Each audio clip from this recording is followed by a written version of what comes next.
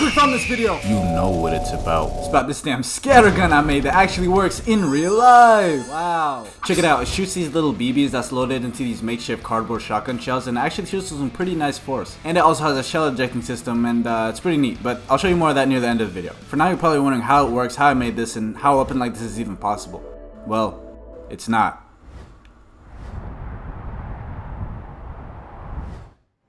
Okay, so now you're probably wondering what I mean by that intro. After all, you just saw it work, so how could it not be possible, right? Well, let's take a look at the mechanics of the scattergun for a second. If we take the mechanics of a double-barrel shotgun and a lever-action rifle and combine them together, we get the scattergun. Except, there's just one problem. This makes absolutely no sense. The scattergun is somehow able to hold 6 shotgun shells despite a double-barrel shotgun only being able to hold 2, and it's really unclear as to what the lever does besides magically spawning bullets when you reload. This was clearly an original design concept conjured up by the team at Valve, and nothing like this actually exists in real life.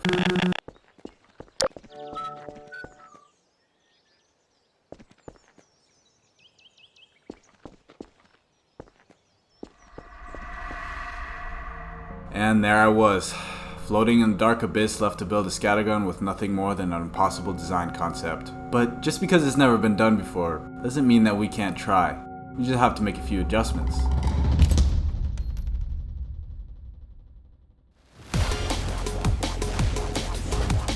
Alright, I gotta figure out how to combine the mechanisms of a double-barrel shotgun with the mechanisms of a lever-action rifle while finding a way to fit 6 shotgun shells in it. Now, originally, I came up with a plan to incorporate a revolver-type mechanism hidden in the drum of the scattergun, but after doing some measurements, I realized it wasn't going to work in my case. And besides, building a gun in general requires a certain degree of mechanical engineering knowledge that I don't have, which caused me to ask the question, what if instead of mechanical, we used electrical instead? Alright, so let me explain what I mean by that. Let's say we're building a scattergun, and when we press the trigger, we want the scattergun to fire. Simple enough. This would mean that we would have to find a way to set the shotgun shell off, that's right here, using a trigger that's all the way over here. Well, if we were to use solely mechanical engineering like traditional guns, we would have to build a mechanism that not only travels all the way to the shotgun shell, but also fits the shape of the scattergun and either works with or doesn't get in the way of any other mechanisms in the scattergun. But if we were to rely on mostly electronical components, we could just have the trigger be a button with a wire that connects to whatever electronical component that was set the shotgun shell off, ultimately resulting in a less complex design and one that I actually understand. All we would need is some coding experience in order to let the electronics know what to do. And I don't want to brag, but I actually programmed a couple of games back in my day.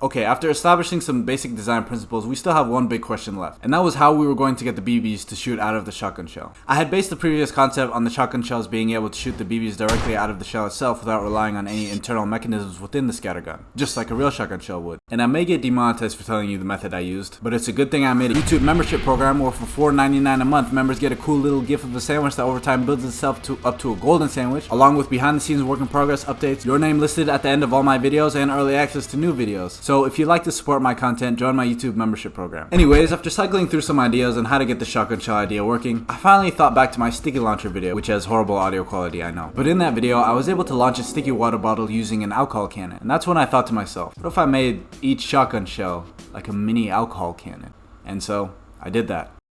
It has an igniter in the back and a little tube where the BBs come out of in the front, and it can be broken open and loaded up. But I do not recommend playing around with alcohol, very dangerous. Anyways, after running some tests on it, it proved to be a viable solution in our case, which means we now get to move on to the meat and potatoes of this project, which is how I got everything working together. Like I said before, I initially thought of building a rotating cylinder mechanism into the drum of the scattergun, but the size of the shotgun shells and the fact that there are 2 barrels rather than 1 prevented all the shells from fitting. So rather than going with that idea, I instead opted to build 2 magazines, one on each barrel that would fit multiple shells in each. This was how we were going to get around storing the shells. And as for how we were going to eject the shells, well, I simply just attached a servo motor to the side of each magazine, which will push the old shells out while the springs of the magazine simultaneously push the new shell into position. And it works great. However, you may have noticed something a bit off with this design, and that is that each magazine is only able to fit 2 shells, 4 in total, while the scattergun from the game is able to hold 6 shells in total. This was done on purpose, because if I did fit all 6 shells into the drum of the scattergun, then it would simply be too big, and I wanted to stay true to the size of the original weapon in the game. So I had a choice to make between functionality and aesthetics, and I chose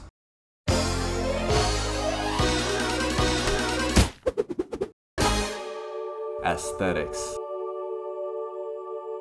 Alright, great. We have our shell storing and ejecting system ready to go. Now all we need is something that will push on the igniter of the shells to make them fire. And I have the perfect component for that. Meet the linear actuator, which is a component that allows us to push and pull a rod back and forth. And luckily for us, this little guy provides just the right amount of torque to push down on that igniter. All I needed to do was write some code for it that will alternate between firing the two barrels, and we're done. Now all we need is to build the actual scattergun itself, and I forgot to record the building process, I'm sorry. But at least we have our completed scattergun ready to go. And as you can see, I've attached the linear actuators right behind where the shells would be so that it can push down and activate each shell's igniter. Kinda like the fact that it's outside of the prop just because it makes the whole thing look a bit more intriguing. But I didn't want to make the whole thing clogged with wires and electronics all over the place, so I housed the rest of the electronics under the handle. I've also made a paper cover for the shells because, to be honest, this just looks pretty ugly. Honestly, the only thing missing from this is some Christmas lights wrapped around it to hide the wires on the bottom, which was a pretty good recommendation I got under my sticky launcher video, and we'll definitely be doing that next time. And with that being said, let's go and test it out. Alright, I cannot tell you how many times I tried this because of all the misfires I've had. This one's broken. This one's broken. This one straight up just like exploded in half. And as for the scattergun, I have all the electronics laid out just for troubleshooting purposes as well as some fresh batteries. But yeah, let's try it out. And try it out I did. I had misfire after misfire after misfire, and I couldn't figure out what was going wrong. I had experimented with the amount of alcohol I was using and the timing, but I just didn't know what to do. That is, until I messed with the igniter. I saw that the spark it was making was pretty small, so I simply moved the other wire farther away to make a bigger spark, and just like that, it was able to fire most of the time pretty reliably. Although I will admit, it's not very strong. But at least the shell ejecting works pretty good. Most of the time. But yeah, that's the video. Bye.